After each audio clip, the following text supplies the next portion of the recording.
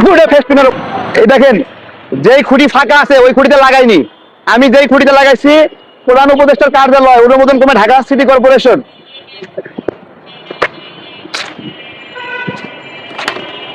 দেখেন এই যে আমার মার্কা ঢেকে দিয়ে প্রত্যেকটা পোস্টারে এভাবে লাগাইছে, প্রত্যেকটা এই পাশেও যেই খুঁটি ফাঁকা আছে এনে লাগাইনি, যেখানে আমি পোস্টার লাগাইছি সেখানে এসে লাগাইছে।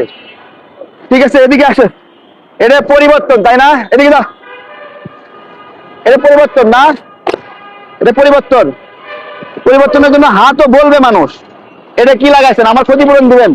আমি অনেক কষ্টে এগুলো লাগাইছি। এক একটা ফেস্টুন বানাইতে 72 টাকা 73 টাকা খরচ হয়েছে, আর লাগাইতে এক জোড়া ফেস্টুন 80 টাকা লাগছে।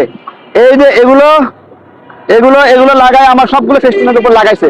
আমি অনেকগুলো এখানে যুক্ত করে দিচ্ছি, আপনারা দেখবেন কত লাগাইছে। সিটি কর্পোরেশনকে আমি বলতেছি এগুলো আগামীকাল সকালের মধ্যে সব সরাই ফেলবেন। হ্যাঁ, দেখি আসেন, এই যে দেখেন ওই গুড়ি ফাঁকা আছে না, ওটাতে লাগাইনি। দেখেন আমার ফেস্টুনের উপরে এনে দেখেন দুটো ফেস্টুনের উপরে লাগাই দিছে,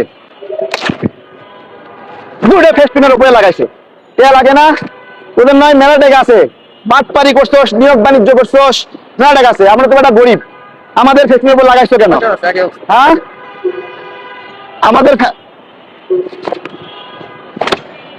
আমাদের ফেস্টুনের উপরে এগুলো লাগাইছে।